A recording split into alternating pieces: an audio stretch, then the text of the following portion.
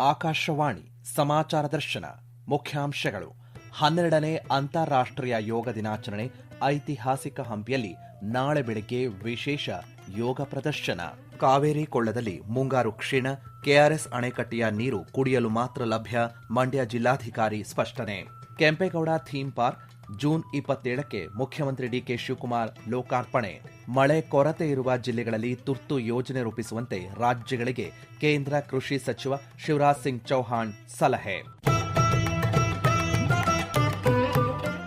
ಯೋಗ ಭಾರತೀಯ ಸಂಸ್ಕೃತಿಯ ಅಮೂಲ್ಯ ಕೊಡುಗೆಗಳಲ್ಲಿ ಒಂದು. ಇದು ದೇಹ, ಮನಸ್ಸು ಮತ್ತು ಆತ್ಮದ ಸಮತೋಲನವನ್ನು ಸಾಧಿಸುವ ಪ್ರಾಚೀನ ಶಿಸ್ತಾಗಿದ್ದು, ವಿಶ್ವಾದ್ಯಂತ ಅದರ ಮಹತ್ವವನ್ನು ಇತ್ತೀಚಿನ ದಿನಗಳಲ್ಲಿ ಎಲ್ಲರೂ ಅರಿಯತೊಡಗಿದ್ದಾರೆ. ಆರೋಗ್ಯಕರ ಮುಪ್ಪಿಗಾಗಿ ಯೋಗ ಎಂಬ ಧ್ಯೇಯದೊಂದಿಗೆ 12ನೇ ಅಂತಾರಾಷ್ಟ್ರೀಯ ಯೋಗ ದಿನಾಚರಣೆ ನಾಳೆ ಬೆಳಗ್ಗೆ ಆರಂಭವಾಗಲಿದೆ. ವಿಶ್ವಾದ್ಯಂತ 2500 ಸ್ಥಳಗಳಲ್ಲಿ ಯೋಗ ದಿನಾಚರಣೆ ಕಾರ್ಯಕ್ರಮಗಳು ಆಯೋಜಿತವಾಗಿವೆ. ಪ್ರಧಾನ ಕಾರ್ಯಕ್ರಮ ಪಶ್ಚಿಮ ಬಂಗಾಳದ ಕೋಲ್ಕತ್ತಾದಲ್ಲಿ ಪ್ರಧಾನಮಂತ್ರಿ ನರೇಂದ್ರ ಮೋದಿ ಅವರ ಸಾರಥ್ಯದಲ್ಲಿ ನಡೆಯಲಿದೆ.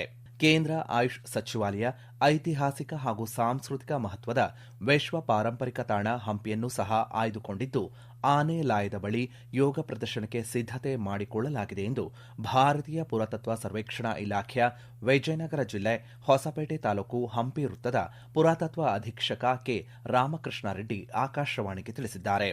ಹಂಪಿ ವಲಯದ ಉಪ ಅಧೀಕ್ಷಕ ಪುರಾತತ್ವವಿದ ಡಾಕ್ಟರ್ ಎಂಎಸ್ ದೇವರಾಜ್ ಮಾಹಿತಿಯನ್ನು ನೀಡಿದ್ದಾರೆ. ಭಾರತೀಯ ಪುರಾತತ್ವ ಸರ್ವೇಕ್ಷಣೆಯು ಭಾರತದಲ್ಲಿ ಒಟ್ಟು 100 ಸ್ಥಳಗಳಲ್ಲಿ ಅಂತಾರಾಷ್ಟ್ರೀಯ ಯೋಗ ದಿನಾಚರಣೆಯನ್ನು ಹಮ್ಮಿಕೊಂಡಿದೆ. ಹಂಪಿಯ ಯುನೆಸ್ಕೋ ವರ್ಲ್ಡ್ ಹೆರಿಟೇಜ್ ಸೈಟ್ ಆದಂತಹ ಸೆಂಟ್ರಲಿ ಪ್ರೊಟೆಕ್ಟೆಡ್ ಮಾನ್ಯುಮೆಂಟ್ ಆದಂತಹ ಎಲಿಫೆಂಟ್ ಸ್ಟೇಬಲ್ ಕೂಡ ಒಂದು. ಮಾನ್ಯ ಪ್ರಧಾನಮಂತ್ರಿಗಳು ಯೋಗ ದಿನವನ್ನು ಉದ್ದೇಶಿಸಿ ಮಾತನಾಡಲಿದ್ದಾರೆ ಮತ್ತು ಆಯುಷ್ ಮಂತ್ರಾಲಯದ ನಿರ್ದೇಶನದಂತೆ ಬೆಳಗ್ಗೆ 6:30 ನಂತರ ಯೋಗ ದಿನವನ್ನು ಆಚರಿಸಲಾಗುತ್ತದೆ. ಭಾರತೀಯ ಪುರಾತತ್ವ ಸರ್ವೇಕ್ಷಣೆಯ ಸ್ಮಾರಕಗಳಲ್ಲಿ 12 ಗಂಟೆಯವರೆಗೆ ಯೋಗಾಭ್ಯಾಸವನ್ನು ಮಾಡಲು ಅವಕಾಶವನ್ನು ಮಾಡಿಕೊಟ್ಟಿದ್ದಾರೆ. ಈ ಅಂತಾರಾಷ್ಟ್ರೀಯ ಯೋಗ ದಿನದ ಅಂಗವಾಗಿ ಯೋಗ ಗುರುಗಳನ್ನು ಆಮಂತ್ರಿಸಿ ಕೆಲವು ಯೋಗಾಸನಗಳನ್ನು ಕೂಡ ಹಮ್ಮಿಕೊಂಡಿದೆ.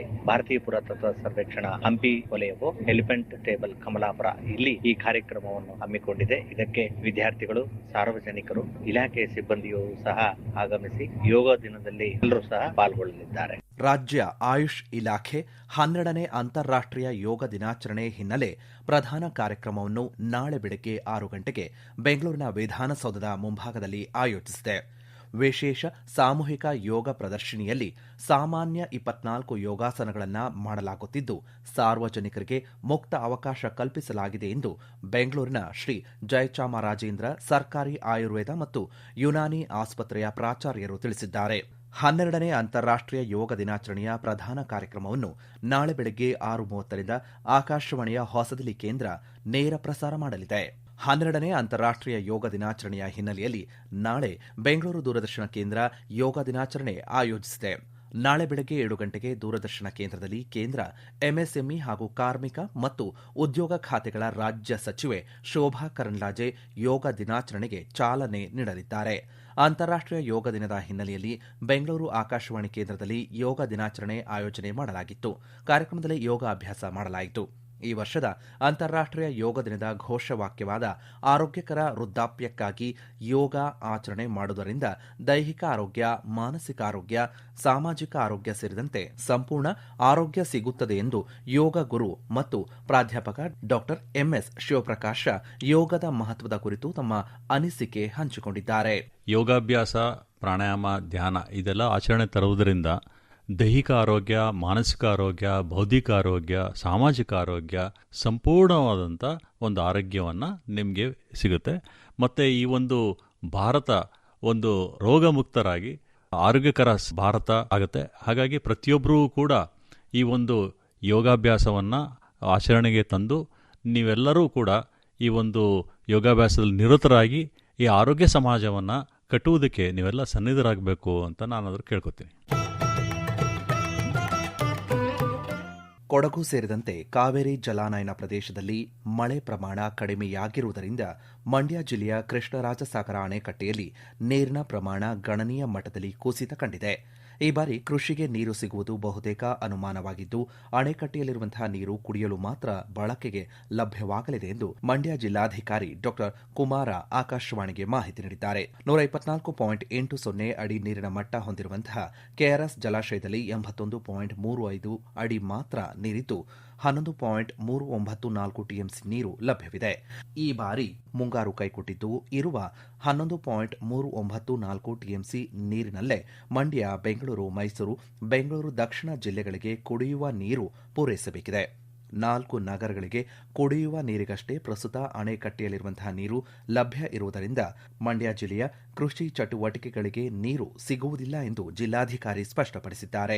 ಮಳೆ ಏನ್ ಬರಬೇಕಾಗಿತ್ತು ಈಗಾಗಲೇ ಜೂನ್ ಮುಂಗಾರು ಪ್ರವೇಶ ಮಾಡಿದ್ರು ಕೂಡ ನಮ್ಮ ನಿರೀಕ್ಷೆಗೆ ಅನುಗುಣವಾಗಿ ವಾಡಿಕೆಯಂತೆ ಮಳೆ ಬರ್ತಾ ಇಲ್ಲ. ಆದರೂ ಕೂಡ ಕುಡಿಯ ನೀರು ನಮ್ದು ಮೊದಲ ಆದ್ಯತೆ ಆಗಿದೆ. ಹಾಗಾಗಿ ನಮ್ಮಲ್ಲಿ ಈಗ ಕೆಆರ್ಎಸ್ ಅಣೆಕಟ್ಟಿನಲ್ಲಿ ಸುಮಾರು 10 ಟಿಎಂಸಿ ನೀರೇನಿದೆ, ಆ 10 ಟಿಎಂಸಿ ನೀರಿನಲ್ಲಿ 4 ಟಿಎಂಸಿ ನೀರನ್ನ ಡೆಡ್ ಸ್ಟೋರೇಜ್ ಅನ್ನ ಕಳೆದ್ರೆ ಉಳಿತಕ್ಕಂತ 6 ಟಿಎಂಸಿ ನೀರನ್ನ ನಾವು ಓನ್ಲಿ ಕುಡಿಯ ನೀರು ಉದ್ದೇಶಕ್ಕೋಸ್ಕರ ಮಾತ್ರ ನಾವು ಮೀಸಲಿರಿಸಿಕೊಂಡಿದ್ದೇವೆ. ಹಾಗಾಗಿ ಪ್ರತಿ ತಿಂಗಳು ನಮಗೆ 2 ಟಿಎಂಸಿ ನೀರು ಬೇಕಾಗುತ್ತೆ. ಮಂಡ್ಯ, ಬೆಂಗಳೂರು ದಕ್ಷಿಣ, ಬೆಂಗಳೂರು ನಗರ ಈ 3 ಜಿಲ್ಲೆಗಳಿಗೆ ಸೇರಿದಂತೆ ನಮಗೆ ಪ್ರತಿ ತಿಂಗಳ 2 ಟಿಎಂಸಿ ನೀರು ಬೇಕಾಗುತ್ತೆ. ಹಾಗಾಗಿ ಮುಂದಿನ ಆಗಸ್ಟ್ ತಿಂಗಳಿಗೂ ಕೂಡ ನಾವು ಅದನ್ನ ಯೋಜನೆ ರೂಪಿಸಿಕೊಂಡಿದ್ದೇವೆ. ಪ್ರಾಯಶಃ ಮಳೆ ಬಂದ್ರೆ ನಮಗೆ ಇನ್ಫ್ಲೋ ಜಾಸ್ತಿ ಆದ್ರೆ ಕೆಆರ್ಎಸ್ ನ ಮಟ್ಟ ಜಾಸ್ತಿ ಆಗುತ್ತೆ. ಹಾಗಾಗಿ ಕುಡಿಯ ನೀರಿಗೆ ಏನು ಸಮಸ್ಯೆ ಆಗೋದಿಲ್ಲ.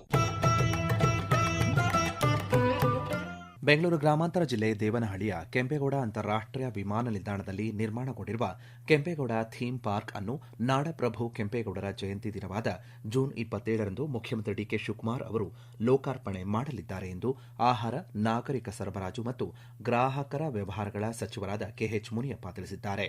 ಬೆಂಗಳೂರು ಗ್ರಾಮಾಂತರ ಜಿಲ್ಲಾಡಳಿತ ಭವನದಲ್ಲಿ ನಡೆದ ಕೆಂಪೇಗೌಡ ಜಯಂತಿ ಪೂರ್ವಭಾವಿ ಸಿದ್ದತಾ ಸಭೆಯ ಅಧ್ಯಕ್ಷತೆ ವಹಿಸಿ ಮಾತನಾಡಿದ ಅವರು, ದೇವನಹಳ್ಳಿಯ ಕೆಂಪೇಗೌಡ ಅಂತಾರಾಷ್ಟೀಯ ವಿಮಾನ ನಿಲ್ದಾಣದಲ್ಲಿ 108 ಅಡಿ ಎತ್ತರದ ಬೆಂಗಳೂರು ನಿರ್ಮಾತೃ ಕೆಂಪೇಗೌಡರ ಭವ್ಯ ಕಂಚಿನ ಪ್ರತಿಮೆ ಬಳಿ ಅಂದಾಜು 20 ಕೋಟಿ ರೂಪಾಯಿಗಳ ವೆಚ್ಚದಲ್ಲಿ ಕೆಂಪೇಗೌಡ ಥೀಮ್ ಪಾರ್ಕ್ ನಿರ್ಮಿಸಲಾಗಿದ್ದು, ಜೂನ್ 27ರಂದು ಮುಖ್ಯಮಂತ್ರಿಗಳು ಬೆಳಗ್ಗೆ 8:30 ಲೋಕಾರ್ಪಣೆ ಮಾಡಲಿದ್ದಾರೆ. ಕೆಂಪೇಗೌಡರ ವಂಶಸ್ಥರು ನೆಲೆಸಿದ್ದಂತಹ ದೇವನಹಳ್ಳಿ ತಾಲೂಕಿನ ಆವತಿ ಗ್ರಾಮದಿಂದ ಪ್ರತಿ ವರ್ಷದಂತೆ ಈ ವರ್ಷವೂ ಜ್ಯೋತಿ ಹೊರಡಲಿದೆ ಎಂದು ಹೇಳಿದ್ದಾರೆ. ದೇಶಾದ್ಯಂತ ಮುಂಗಾರು ಮಳೆಯ ಮೇಲೆ ಎಲ್ ನಿನೋ ಪರಿಣಾಮ ಹೆಚ್ಚಾಗುತ್ತಿರುವ ಹಿನ್ನೆಲೆಯಲ್ಲಿ ಕೇಂದ್ರ ಕೃಷಿ ಸಚಿವ ಶಿವರಾಜ್ ಸಿಂಗ್ ಚೌಹಾಣ್ ಮಳೆ ಕೊರತೆ ಇರುವ ಜಿಲ್ಲೆಗಳಲ್ಲಿ ತುರ್ತು ಯೋಜನೆ ರೂಪಿಸುವಂತೆ ಕರೆ ನೀಡಿದ್ದಾರೆ. ನವದೆಹಲಿಯಲ್ಲಿ ಹಿರಿಯ ಅಧಿಕಾರಿಗಳೊಂದಿಗೆ ಸಭೆ ನಡೆಸಿದ ಅವರು ಹತ್ತಿ ಮತ್ತು ದ್ವಿದಳ ಧಾನ್ಯಗಳ ವಿಸ್ತೀರ್ಣ ಹೆಚ್ಚಿಸಲು ಸಲಹೆ ನೀಡಿದ್ದಾರೆ. ಮಳೆ ಕೊರತೆ ಇರುವ ಜಿಲ್ಲೆಗಳನ್ನು ಗುರುತಿಸಬೇಕು, ಬೆಳೆವಾರು ತುರ್ತು ಯೋಜನೆಗಳನ್ನು ರಾಜ್ಯ ಸರ್ಕಾರಗಳ ಸಹಯೋಗದೊಂದಿಗೆ ಸಿದ್ದಪಡಿಸಬೇಕು ಎಂದು ಸೂಚಿಸಿದ್ದಾರೆ. ಸಭೆಯಲ್ಲಿ ದ್ವಿದಳ ಧಾನ್ಯಗಳ ಸ್ವಾವಲಂಬನೆ ಮಿಷನ್ ಬಗ್ಗೆ ವಿಸ್ತೃತ ಚರ್ಚೆ ನಡೆಸಲಾಯಿತು. ಕೇಂದ್ರ ಸರ್ಕಾರದ 12 ವರ್ಷಗಳ ಆಡಳಿತಾತ್ಮಕ ಸಾಧನೆಗಳ ಅಂಗವಾಗಿ ವಾಣಿಜ್ಯ ಮತ್ತು ಕೈಗಾರಿಕಾ ಸಚಿವಾಲಯದ ಜಂಟಿ ಕಾರ್ಯದರ್ಶಿ ಗುರ್ನೀತ್ ತೇಜ್ ಬೆಂಗಳೂರಿನಲ್ಲಿ ಭವ್ಯ ಯೋಜನೆಯ ಕುರಿತಂತೆ ಪ್ರಾದೇಶಿಕ ಸುದ್ದಿಗೋಷ್ಠಿ ನಡೆಸಿದರು. ಮುಂದಿನ 6 ವರ್ಷಗಳಲ್ಲಿ ದೇಶಾದ್ಯಂತ 100 ವಿಶ್ವ ದರ್ಜೆಯ ಕೈಗಾರಿಕಾ ಪಾರ್ಕ್ಗಳನ್ನು ಅಭಿವೃದ್ಧಿಪಡಿಸುವ ಗುರಿಯನ್ನು ಈ ಯೋಜನೆ ಹೊಂದಿದ್ದು, ಮೊದಲ ಹಂತದಲ್ಲಿ 50 ಪಾರ್ಕ್ಗಳನ್ನು ಅಭಿವೃದ್ಧಿಪಡಿಸಲಾಗುವುದು ಎಂದು ಹೇಳಿದ್ದಾರೆ. ಈ ಯೋಜನೆಗೆ 100 ರಿಂದ 500 ಎಕರೆ ಭೂಮಿ ಅಗತ್ಯವಿದ್ದು, ಅರ್ಜಿ ಹಂತದಲ್ಲೇ 90% ಭೂ ಸ್ವಾಧೀನವಾಗಿರಬೇಕು ಎಂದು ತಿಳಿಸಿದ್ದಾರೆ. ರಾಜ್ಯಗಳಿಗೆ ಹೆಚ್ಚಿನ ಅಧಿಕಾರ ಹಸ್ತಾಂತರ ಮತ್ತು ಏಕಗವಾಕ್ಷಿ ಪದ್ಧತಿಯ ಮೂಲಕ ಉದ್ಯಮ ಸ್ನೇಹಿ ವಾತಾವರಣಕ್ಕೆ ಯೋಜನೆ ಉತ್ತೇಜನ ನೀಡಲಿದ್ದು, ಖಾಸಗಿ ಹೂಡಿಕೆದಾರರಿಗೆ ಪ್ರತಿ ಎಕರೆಗೆ 50 ಲಕ್ಷ ರೂಪಾಯಿವರೆಗೆ ಆರ್ಥಿಕ ನೆರವು ಸಿಗಲಿದೆ ಎಂದು ಮಾಹಿತಿ ನೀಡಿದ್ದಾರೆ. ನವದೆಹಲಿಯಲ್ಲಿ ನಡೆದ ಸಮಾರಂಭದಲ್ಲಿ ಪ್ರಧಾನಿ ನರೇಂದ್ರ ಮೋದಿ ಅವರು ಪ್ರಧಾನಮಂತ್ರಿ ವಿಕಸಿತ ಭಾರತ ಉದ್ಯೋಗ ಯೋಜನೆ ಪಿಎಂ ವಿಬಿಆರ್ವೈ ಅಡಿಯಲ್ಲಿ 2,400 ಕೋಟಿ ರೂಪಾಯಿಗಳ ಪ್ರೋತ್ಸಾಹ ಧನವನ್ನು ಬಿಡುಗಡೆ ಮಾಡಿದರು. ದೇಶಾದ್ಯಂತ ಉದ್ಯೋಗ ಸೃಷ್ಟಿ ಮತ್ತು ಸಾಮಾಜಿಕ ಭದ್ರತೆ ವಿಸ್ತರಿಸುವ ಉದ್ದೇಶದ ಈ ಯೋಜನೆಯು ಪ್ರಸ್ತುತ 15 ಲಕ್ಷ ನೂತನ ಉದ್ಯೋಗದ ಅವಕಾಶಗಳಿಗೆ ಬೆಂಬಲ ನೀಡಿದೆ. ಕಾರ್ಯಕ್ರಮದಲ್ಲಿ ಮಾತನಾಡಿದ ಪ್ರಧಾನಿ, 21ನೇ ಶತಮಾನದಲ್ಲಿ ಕೌಶಲ್ಯಯುತ ಯುವಶಕ್ತಿ, ನಾವೀನ್ಯತೆ ಹಾಗೂ ಗುಣಮಟ್ಟಕ್ಕೆ ಆದ್ಯತೆ ನೀಡುವ ರಾಷ್ಟ್ರಗಳು ಜಾಗತಿಕವಾಗಿ ಮುಂಚೂಣಿಯಲ್ಲಿ ಇರಲಿವೆ ಮತ್ತು ಭಾರತವು ಈ ನಿಟ್ಟಿನಲ್ಲಿ ಮುನ್ನಡೆಸಲು ಸಿದ್ಧವಾಗಿದೆ ಎಂದು ಹೇಳಿದ್ದಾರೆ. ಈ ಯೋಜನೆಯು ಮೊದಲ ಬಾರಿಗೆ ಉದ್ಯೋಗಕ್ಕೆ ಸೇರುವ ಯುವಕರು ಹಾಗೂ ಕೈಗಾರಿಕಾ ವಲಯದ ನಡುವೆ ಸೇತುವೆಯಾಗಿ ಕೆಲಸ ಮಾಡಲಿದೆ. ಯೋಜನೆಯಡಿ ಇದುವರೆಗೆ ಸುಮಾರು 70 ಲಕ್ಷ ಉದ್ಯೋಗಗಳು ಸೃಷ್ಟಿಯಾಗಿದ್ದು, ಈಗಾಗಲೇ 20 ಲಕ್ಷ ಯುವಕರು ತಮ್ಮ ನೂತನ ಉದ್ಯೋಗದಲ್ಲಿ ಯಶಸ್ವಿಯಾಗಿ 6 ತಿಂಗಳು ಪೂರೈಸಿದ್ದಾರೆ. ಇವರಲ್ಲಿ 10 ಲಕ್ಷ ಫಲಾನುಭವಿಗಳಿಗೆ ಸುಮಾರು 2,000 ಕೋಟಿ ರೂಪಾಯಿಗಳನ್ನು ನೇರವಾಗಿ ಅವರ ಬ್ಯಾಂಕ್ ಖಾತೆಗಳಿಗೆ ಜಮಾ ಮಾಡಲಾಗಿದೆ ಎಂದು ಪ್ರಧಾನಿ ಮಾಹಿತಿ ನೀಡಿದ್ದಾರೆ. ಭಾರತೀಯ ನೌಕಾಸೇನೆಗೆ ಮತ್ತಷ್ಟು ಬಲ ತುಂಬುವ ನಿಟ್ಟಿನಲ್ಲಿ ಸಂಪೂರ್ಣ ಸ್ವದೇಶಿ ತಂತ್ರಜ್ಞಾನದಲ್ಲಿ ನಿರ್ಮಾಣಗೊಂಡಿರುವ ದುನಾಗಿರಿ, ಸಂಶೋಧಕ್ ಮತ್ತು ಅಗ್ರೈ ಎಂಬ 3 ಅತ್ಯಾಧುನಿಕ ಮುಂಚೂಣಿ ಯುದ್ಧ ನೌಕೆಗಳನ್ನು ಪ್ರಧಾನಿ ನರೇಂದ್ರ ಮೋದಿಯವರು ನಾಳೆ ಕೋಲ್ಕತ್ತಾದಲ್ಲಿ ನಡೆಯಲಿರುವ ಅಧಿಕೃತ ಸಮಾರಂಭದಲ್ಲಿ ನೌಕಾಪಡೆಗೆ ಸಮರ್ಪಿಸಲಿದ್ದಾರೆ. ಇದೇ 23ರಂದು ನವದೆಹಲಿಯ ರಾಷ್ಟ್ರಪತಿ ಭವನದಲ್ಲಿ ನಡೆಯಲಿರುವ 2ನೇ ನಾಗರಿಕ ಪ್ರಶಸ್ತಿ ಪ್ರದಾನ ಸಮಾರಂಭದಲ್ಲಿ ರಾಷ್ಟ್ರಪತಿ ದ್ರೌಪದಿ ಮುರ್ಮು ಕರ್ನಾಟಕದ ಡಾ ಪ್ರಭಾಕರ್ ಕೋರೆ, ಶಶಿಶೇಖರ್ ವೆಂಪತಿ, ಡಾ ಸುರೇಶ್ ಹನಗವಾಡಿ, ಡಾ ಶುಭಾ ವೆಂಕಟೇಶ್ ಅಯ್ಯಂಗಾರ್ ಅವರಿಗೆ ಪ್ರತಿಷ್ಠಿತ ಪದ್ಮಶ್ರೀ ಪ್ರಶಸ್ತಿ ಪ್ರದಾನ ಮಾಡಲಿದ್ದಾರೆ. ಇದೇ ವೇಳೆ ದಿವಂಗತ ಟಿಟಿ ಜಗನ್ನಾಥನ್ ಅವರಿಗೆ ಮರಣೋತ್ತರವಾಗಿ ಪದ್ಮಶ್ರೀ ಪ್ರಶಸ್ತಿ ಪ್ರದಾನ ಮಾಡಲಾಗುವುದು. ದೇಶಾದ್ಯಂತ ನಾಳೆ ನಡೆಯಲಿರುವ ನೀಟ್ ಯುಜಿ ಮರುಪರೀಕ್ಷೆಯ ಹಿನ್ನೆಲೆಯಲ್ಲಿ ಟೆಲಿಗ್ರಾಮ್ ಆಪ್ ಅನ್ನು ತಾತ್ಕಾಲಿಕವಾಗಿ ನಿರ್ಬಂಧಿಸಿದ ಕೇಂದ್ರ ಸರ್ಕಾರದ ಆದೇಶವನ್ನು ದೆಹಲಿ ಉಚ್ಚ ನ್ಯಾಯಾಲಯ ಎತ್ತಿ ಹಿಡಿದಿದೆ. ಬೃಹತ್ ಪ್ರಮಾಣದ ಮಾಹಿತಿಯನ್ನು ಸ್ವಯಂಚಾಲಿತವಾಗಿ ಹರಡಲು ಈ ಆಪ್ ಅನುವು ಮಾಡಿಕೊಡುವುದರಿಂದ ಪರೀಕ್ಷಾ ಅಕ್ರಮ ತಡೆಯಲು ಸರ್ಕಾರ ಕೈಗೊಂಡಿರುವ ಈ ಮುನ್ನೆಚ್ಚರಿಕೆ ಕ್ರಮ ಸೂಕ್ತವಾಗಿದೆ ಎಂದು ನ್ಯಾಯಾಲಯ ತಿಳಿಸಿದೆ. ನ್ಯಾಯಮೂರ್ತಿ ತೇಜಸ್ ಕರಿಯಾ ಅವರಿದ್ದಂತಹ ರಜೆ ಕಾಲದ ಪೀಠ ಪ್ರಕರಣದ ಗಂಭೀರತೆಯನ್ನು ಪರಿಗಣಿಸಿ ಕೇಂದ್ರ ಸರ್ಕಾರ ಕಾನೂನುಬದ್ಧವಾಗಿಯೇ ಈ ಕ್ರಮ ಕೈಗೊಂಡಿದೆ ಎಂದು ತಿಳಿಸಿದೆ. ಮಾಹಿತಿ ತಂತ್ರಜ್ಞಾನ ಕಾಯ್ದೆಯ ಸೆಕ್ಷನ್ 69A ಅಡಿಯಲ್ಲಿ ಸಾರ್ವಜನಿಕ ಹಿತದೃಷ್ಟಿಯಿಂದ ಯಾವುದೇ ಆನ್ಲೈನ್ ವೇದಿಕೆಯನ್ನು ನಿರ್ಬಂಧಿಸುವ ಅಧಿಕಾರ ಸರ್ಕಾರಕ್ಕಿದೆ ಎಂದು ಪೀಠ ಸ್ಪಷ್ಟಪಡಿಸಿದೆ. ಕರ್ನಾಟಕದ ವಿಧಾನಸಭೆಯಿಂದ ವಿಧಾನ ಪರಿಷತ್ಗೆ ನಡೆದ ಚುನಾವಣೆಯಲ್ಲಿ ಕಾಂಗ್ರೆಸ್ ಬೆಂಬಲಿತ 5 ಅಭ್ಯರ್ಥಿಗಳು ಮತ್ತು ಬಿಜೆಪಿ ಬೆಂಬಲಿತ 2 ಅಭ್ಯರ್ಥಿಗಳು ಜಯಶೀಲರಾಗಿದ್ದಾರೆ. 14 ಮತಗಳನ್ನು ಪಡೆದ ಜೆಡಿಎಸ್ ಬೆಂಬಲಿತ ಅಭ್ಯರ್ಥಿ ಗೋವಿಂದರಾಜು ಪರಾಭವಗೊಂಡಿದ್ದಾರೆ. ಚುನಾವಣೆಯಲ್ಲಿ ಕಾಂಗ್ರೆಸ್ನ ಬಿಕೆ ಹರಿಪ್ರಸಾದ್ 30 ಮತಗಳು, ಪಿವಿ ಮೋಹನ್ 29 ಮತಗಳು, ಬಿಎಸ್ ಶಿವಣ್ಣ 30 ಮತಗಳು, ತಿಪ್ಪಣ್ಣಪ್ಪ ಕಮಕನೂರ 30 ಮತಗಳು ಮತ್ತು ವಿನಯ್ ಕಾರ್ತಿಕ್ 32 ಮತಗಳನ್ನು ಪಡೆದಿದ್ದಾರೆ. ಇದೇ ವೇಳೆ ಬಿಜೆಪಿಯ ರಘು ಕೌಟಿಲ್ಯ 29 ಮತಗಳು ಮತ್ತು ಲಿಂಗರಾಜ ಪಾಟೀಲ್ 27 ಮತಗಳನ್ನು ಪಡೆದು ಗೆಲುವು ಸಾಧಿಸಿದ್ದಾರೆ. 222 ಶಾಸಕರ ಮತಗಳ ಪೈಕಿ 1 ಮತ ಅಸಿಂಧುವಾಗಿದೆ. ಮೇಕೆದಾಟು ಯೋಜನೆಯಲ್ಲಿ ಕರ್ನಾಟಕ ಹಾಗೂ ತಮಿಳುನಾಡಿನ ಹಿತ ಅಡಗಿದೆ ಎಂದು ಮುಖ್ಯಮಂತ್ರಿ ಡಿಕೆ ಶಿವಕುಮಾರ್ ತಿಳಿಸಿದ್ದಾರೆ. ಬೆಂಗಳೂರಿನಲ್ಲಿ ಸುದ್ದಿಗಾರರೊಂದಿಗೆ ಮಾತನಾಡಿದ ಅವರು, ಈ ಕುರಿತಂತೆ ತಮಿಳುನಾಡು ಮುಖ್ಯಮಂತ್ರಿ ಜೊತೆ ಮಾತನಾಡಲು ಸಿದ್ಧ ಎಂದು ಹೇಳಿದ್ದಾರೆ. ಮೇಕೆದಾಟು ಯೋಜನೆಯಿಂದ ತಮಿಳುನಾಡಿಗೆ ಹೆಚ್ಚು ಅನುಕೂಲವಾಗಲಿದ್ದು, ಬೆಂಗಳೂರಿನ ಜನರಿಗೆ ಕುಡಿಯುವ ನೀರು ಒದಗಿಸಲು ಕಾವೇರಿಯೇ ನಮ್ಮ ಮುಂದಿರುವ ಏಕೈಕ ಆಯ್ಕೆ ಎಂದು ಸ್ಪಷ್ಟಪಡಿಸಿದ್ದಾರೆ. ರಾಜ್ಯದ ಎಲ್ಲಾ ಸಂಸದರು ಮೇಕೆದಾಟು ಯೋಜನೆಗಾಗಿ ಒಗ್ಗಟ್ಟಾಗಿ ಹೋರಾಡುವ ವಿಶ್ವಾಸವಿದೆ ಎಂದು ಹೇಳಿದ್ದಾರೆ.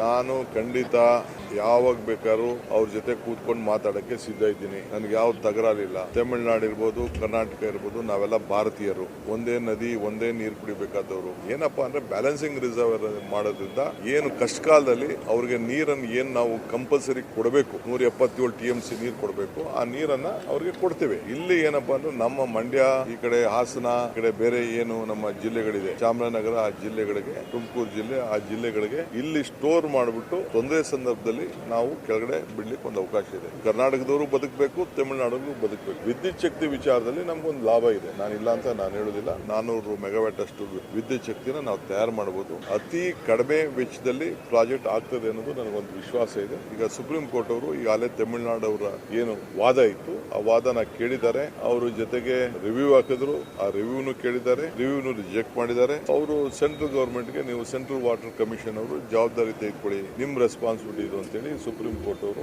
ಅವರ ವಾದನ ಈಗಾಗಲೇ ರಿಜೆಕ್ಟ್ ಮಾಡಿದ್ದಾರೆ. ಅದು ಬಿಟ್ರೆ ಆರ್ಡರ್ ಏನ್ ಬಂದಿದೆ ಅವ್ರಿಗೆ ಅನುಕೂಲ, ನಮ್ಗೆ ಅನುಕೂಲ, ಇಬ್ಬರಿಗೂ ಸಮಾಂತರವಾದಂತ ಆರ್ಡರ್ ಅವರು ಕೊಟ್ಟಿದ್ದಾರೆ. ನಮ್ಮ ರಾಜ್ಯಕ್ಕೆ ಸಂಬಂಧಪಟ್ಟಂತ ಎಲ್ಲಾ ಎಂಪಿಗಳು, ಬಿಜೆಪಿ ಇರ್ಬೋದು, ದಳ ಇರ್ಬೋದು, ಕಾಂಗ್ರೆಸ್ ಇರ್ಬೋದು, ಎಲ್ಲ ಒಗ್ಗಟ್ಟಿನಿಂದ ನಮ್ಮ ರಾಜ್ಯದ ಹಿತನ ಕಾಪಾಡ್ತಾರೆ ಅನ್ನೋ ಒಂದು ಆತ್ಮವಿಶ್ವಾಸ ನನಗಿದೆ.